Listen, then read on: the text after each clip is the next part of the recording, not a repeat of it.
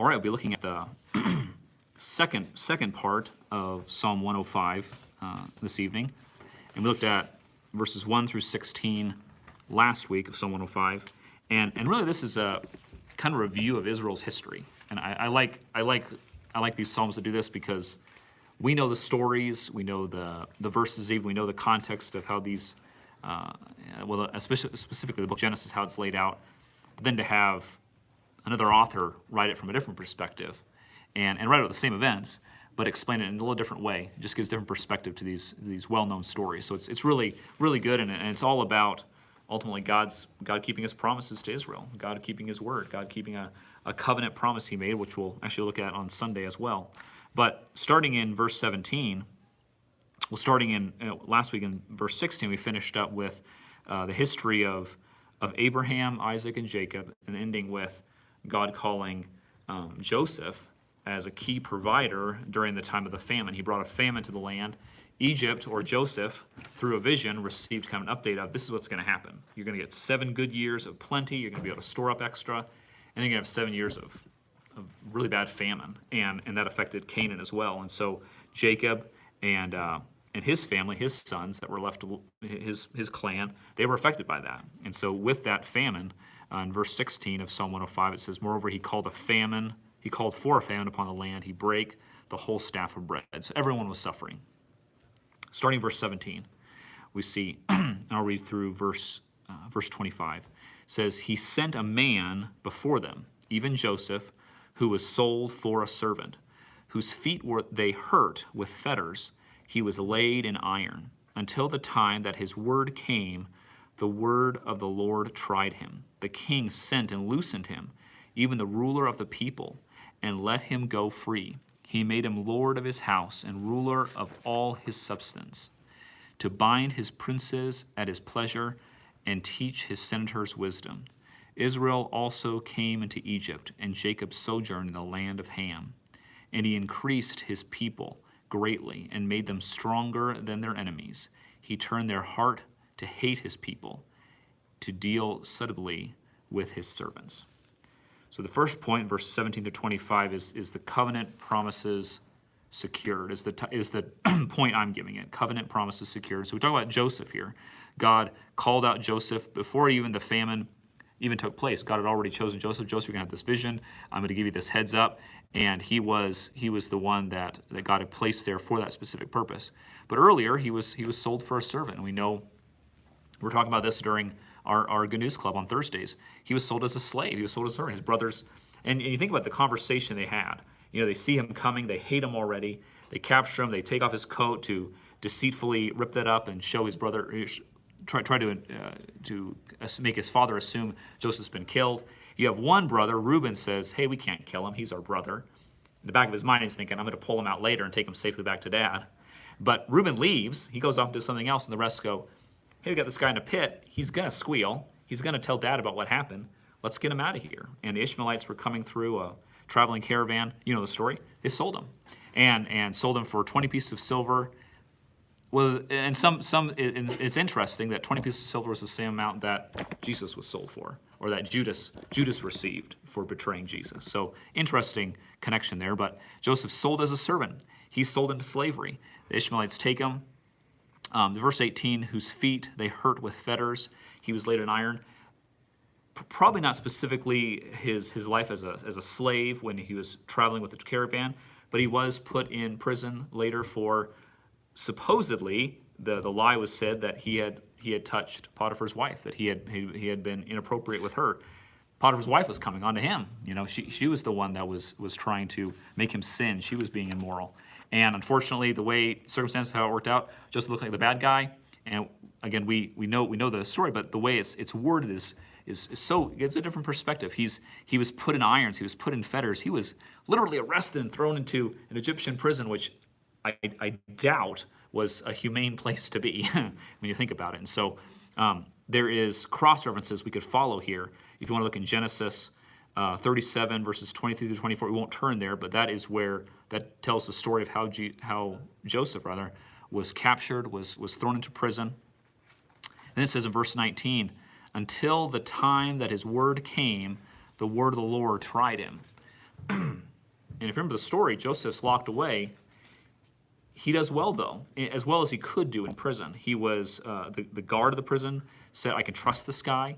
I'm going to use him as kind of my right-hand man on the inside to keep things in order, whether they had jobs to do, whether people needed certain provisions, whatever it was. He was kind of an organizer within that area, seen as a leader. And he was told to kind of take under his wing these two new prisoners, the butler and the baker of Pharaoh's. And he tells them interpretations of their dreams. Everything works out. And just as the butler gets ready to go back to freedom, Joseph says, please tell Pharaoh about me.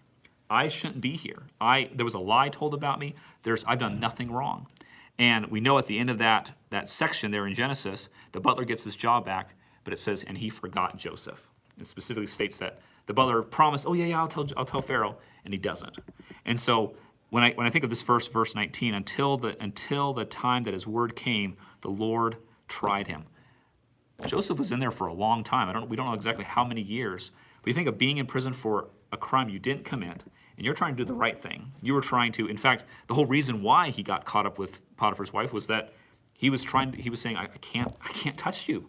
I can't be with you because that'd be a sin against my God first and foremost, and against my master, your husband. And so he was trying to do the right thing and yet still got blamed for it. The Lord was teaching him. The Lord was trying him. There was that time of suffering. There was a time of probably not understanding at all what was happening. Then the word of the Lord came to him. God gave him understanding about specifically the vision that Pharaoh had. And that's when it happened. That's when the freedom came. The king sent, verse 20, the king sent and loosened him, even the ruler of the people, and let him go. They said they took him out of prison, they shaved him, they put beautiful ornaments and gave him new clothes, very presentable. Probably at that point it was starting to look like an Egyptian in the way his hair was cut and probably certain level of makeup and jewelry. He looked very, very presentable to the king at that point. He comes before the king. He tells him everything.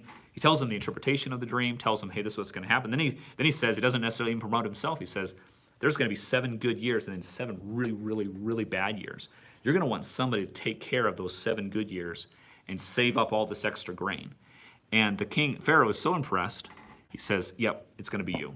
And that's just God's hand lifting him up, literally lifting him up out of prison, putting him, it says here, he made him lord of his house and ruler of all his substance. Verse 21.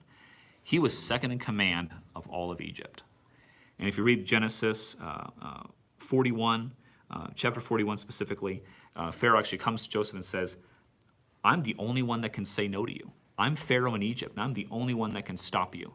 Whatever you want to do, you have your ring, you can stamp it, you can authorize whatever you want to do, take care of our nation, and everyone else is below you. And so he was paraded, he was given a wife.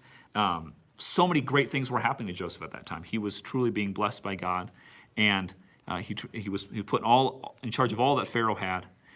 Verse 23, Israel came into Egypt, and Jacob sojourned in the land of Ham. So when the famine came, Joseph's all set up. He's given a new name even. It's a very long name. I don't know if anyone really would recognize that being Joseph's name, but he's given a new name, a wife, lots of good positions.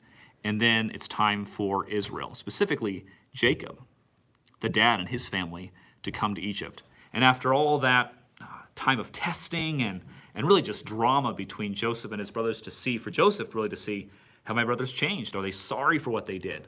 Are they just trying to play an angle to get what they want and then they'll run away? No, they were truly sorry, and Joseph could kind of come in as a third person and hear firsthand from them, well, what happened to your other brother? What exactly? Oh, he died, or we've sinned, and they were sorry. He realized he could trust them, and so the whole family comes. Israel comes and dwells in the land of Egypt, or specifically the land of Ham, which is most people agree that Africa was where a lot of the descendants of Ham would have went after the Tower of Babel incident. So Africa is known as kind of the land of Ham biblically. The people come and they multiply. God blesses Israel. And right before the book of, right at the very beginning of the book of Exodus, we hear about how the women of Israel can give birth so quickly, and they're so fertile, and the families are growing so big. And that's what the Pharaoh in Egypt was so concerned about in 25. It's speaking of that Pharaoh. He turned their heart to hate his people and to deal cruelly with them or to deal subtly with them. Israel was doing so well and getting so big, Pharaoh said, this isn't good. This is a small, this used to be our kind of minority population, and now they're getting so big that they've become the majority. They could partner with another nation. If another nation came in and said, hey, we hate Egypt, can we work together? They'd be a defense. I mean, this would be a defense issue. We got to stop these guys. And so they put them then into slavery there in verse 25. Then verse 26 through 41 speaks God's work through Moses. I'll read those section here. It says, and then Moses his servant and Aaron whom he had chosen, they showed his signs among them and wonders in the land of Ham. He sent darkness and made it dark, and they rebelled not against his word. He turned their waters into blood and slew their fish. Their land brought forth frogs in abundance in the chambers of their kings. He spake, and there came divers sorts of flies and lice in all their coast. He gave them all hail for rain and flaming fire in their land. He smote their vines also and their fig trees, and brake the trees of their coasts. He spake, and the locusts came, and caterpillars, and that without number, and did eat up all the herbs in their land, and devoured the fruit of their ground. He smote also all the firstborn in their land, the chief of all their strength. He brought them forth also with silver and gold, and there was not one feeble person among their tribes. Egypt was glad when they departed, for the fear of them fell upon them. He spread a cloud for a covering and fire to give light in the night. The people asked, and he brought quails and satisfied them with the bread of heaven. He opened the rock, and the waters gushed out. They ran in the dry places like a river. So we have, at the moment of the time of slavery, Moses is called as the leader to lead them out. Okay, he comes in with Aaron as well, and that, again, this whole section is so neat because we can go back to Exodus and see in more detail how this actually happened. This is almost just kind of like a rough outline. We have Moses was called. He said, I can't speak. I have a lisp. I'm not the one that you want to have talking before the most powerful man in the world. And so God was frustrated with Moses, but he did say, Aaron can go with you. And both of them were instructed to use their staffs and do different kinds of signs for Israel to prove to Israel, you haven't talked with your God in a long time. You don't have a relationship with your God, on a regular basis. These men are from God. They know, and they have a name now, I am that I am. They can throw the staff and turn to snakes. You can stick your hand into your cloak, pull it out, it's covered in leprosy. There were signs all over. These guys are from your God. And then God uses Moses and Aaron to begin the plagues. He showed his signs among them and wonders in the land of Egypt. And we have from verse 28 through 36, we have 8 plagues listed. Not all of them, and they're not all in order, which is interesting. They don't mention death of the livestock, and they don't mention the plague of boils. But it's listed in a very interesting way, and there's really not a specific reason why. The very first one in verse 28 speaks to the plague of darkness. He sent darkness and made it dark. In Israel, or Pharaoh rather, Egypt, rebelled not against God's words. Specifically with that one being first, darkness was a specific attack against their sun god, Ra. And Ra was kind of like head god. He was very, very important within their deity system. Many gods the Egyptians had. But Ra was the one that would give then the Pharaoh himself his human body to take on human form as Pharaoh. So Pharaoh actually thought himself as a god. He was a deity that was basically incarnate. And so for to mention there in verse 28 that darkness came, and the sun god wasn't changing it. The sun god wasn't powerful enough to overthrow this plague that the God of Israel, had put down upon Egypt. And so then you have all the rest, and at the very end, verse 36, you have the firstborn being taken as well. And interesting note, I think one time I was studying this, and I wondered, was there any Egyptians that said, you know what, we think this God of Israel, he's got something over our gods. Let's put the blood on the blood on our doorposts and follow along. And actually Marlene was so good. She was studying, and she said no. She found a verse, and every household in Egypt lost somebody. Every household in Egypt, whether it was an animal or a person, a firstborn son, died, because no one followed after what God was instructing And the Egyptians had, as far as I know, the Egyptians had that opportunity to do that. Anyone could have done that to escape the death angel. But every single household had a loss. And so, and the loss of the firstborn was very significant for Pharaoh specifically because, again, his bloodline, what they believed was his bloodline had to stay pure. For me to have the deity gene within me, only my son can have that deity gene where he could then become Pharaoh.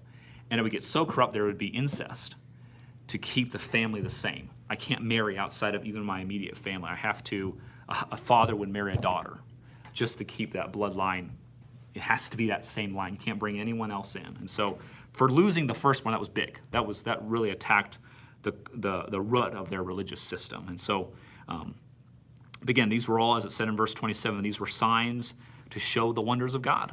And God does that. And we'll actually see that in 1 Samuel next on Sunday too, how God uses these plagues and these judgments to show to an unsaved world, hey, I'm serious when I say this stuff. When the standards that I have, it's not just, it's just not a suggestion. It's not just, this is not just something I'm making somebody else do, but not you.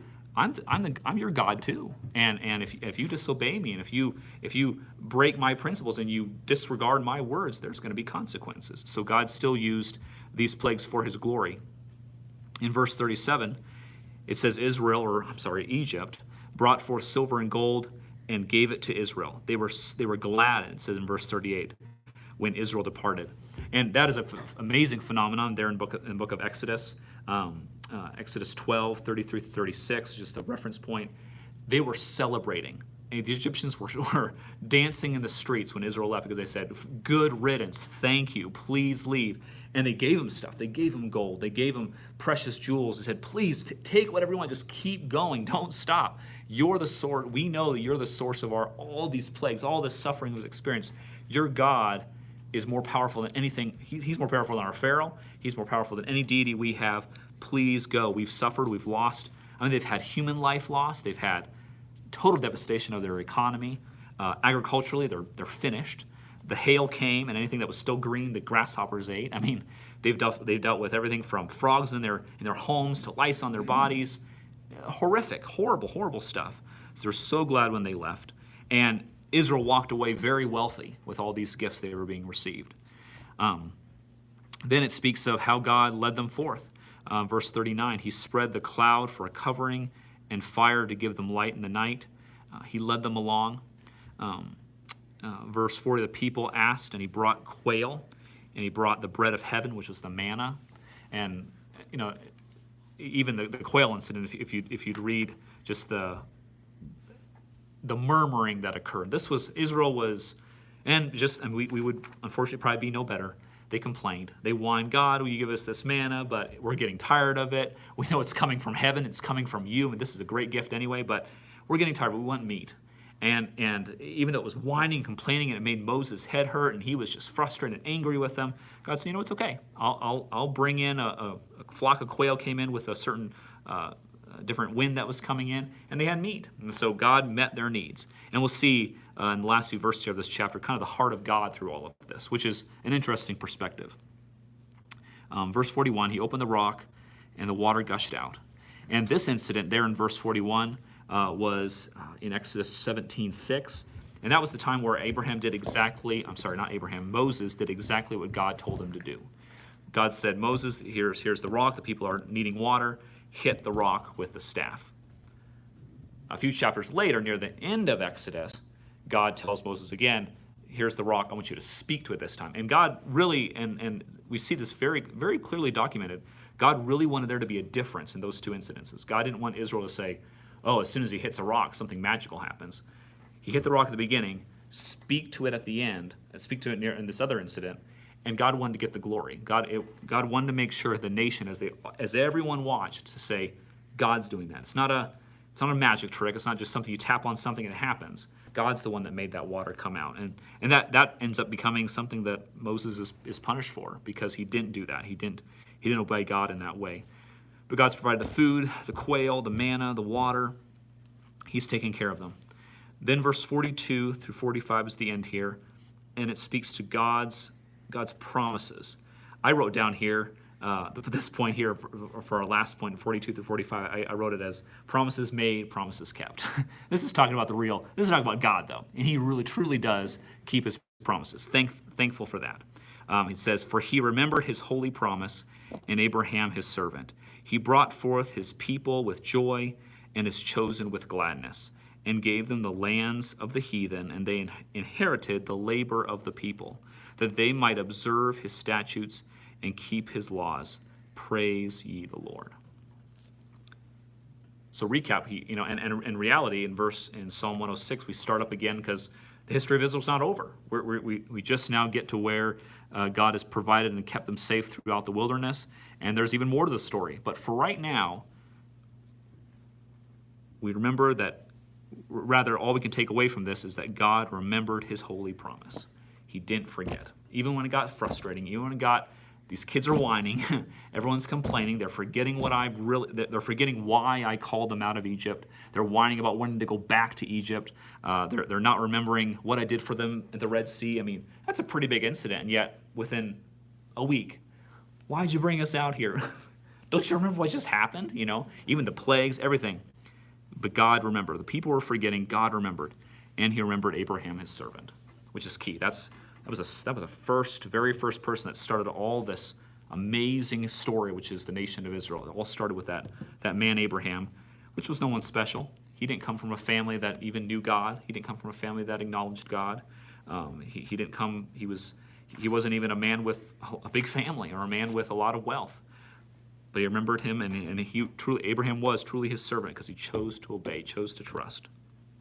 In verse 43, he brought forth his people with joy and is chosen with gladness. That's the heart of God there. So we just got done looking at how Moses was frustrated. God, why are they complaining? Let's just wipe them out. A few times Moses said that, and a few times God said that. You know what? Why don't we just start over?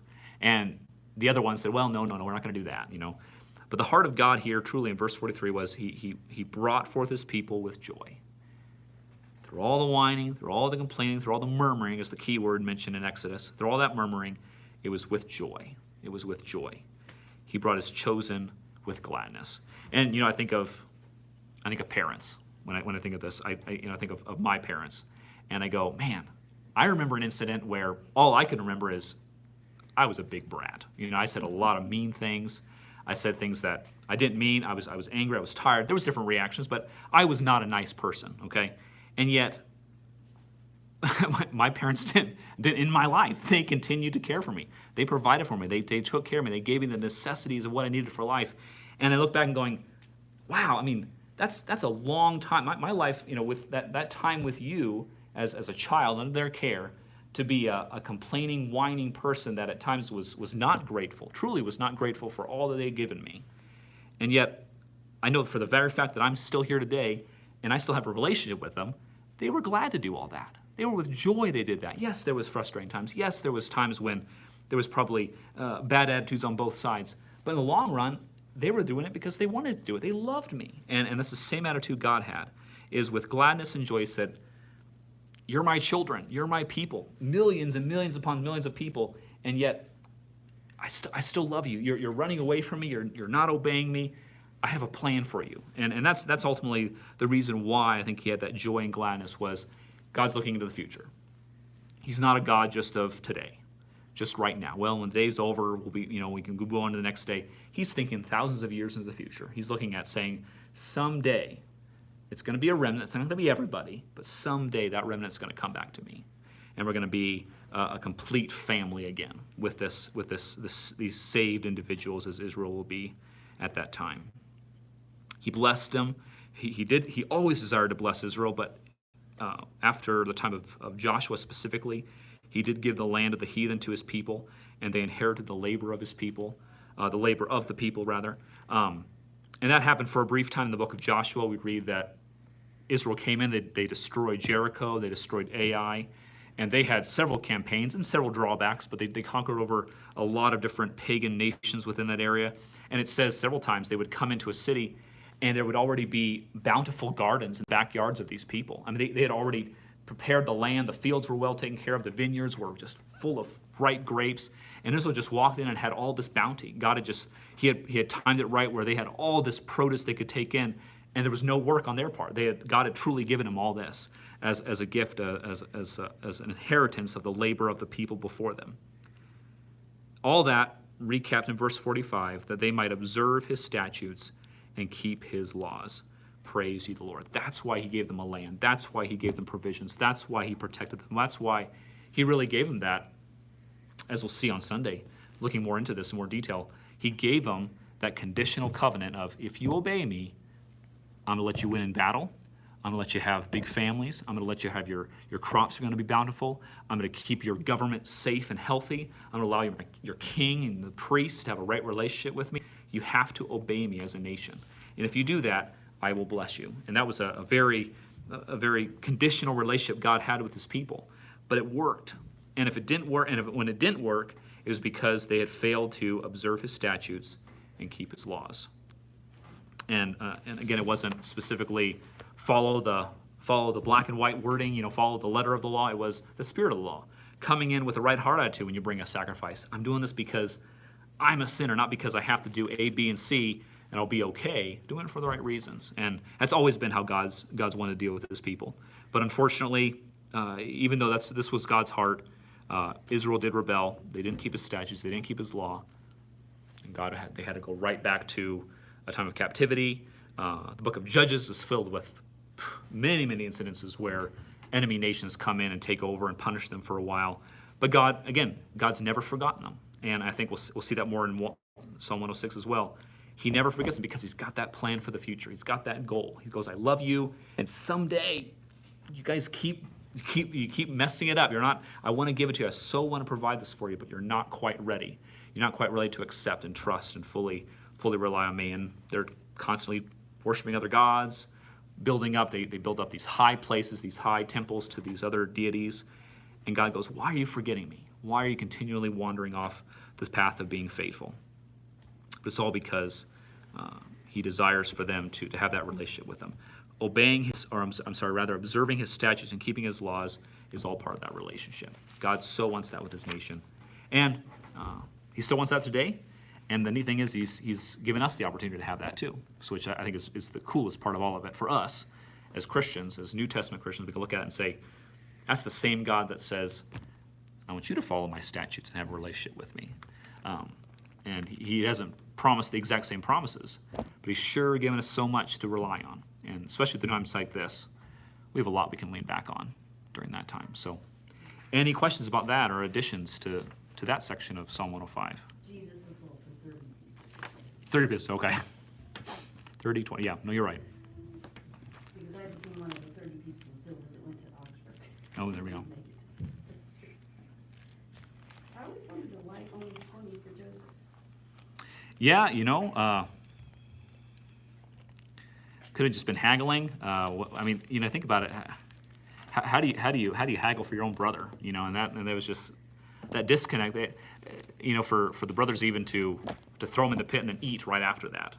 That requires some kind of cold heart to a disconnect to be like, that's biologically that doesn't matter anymore. But yeah.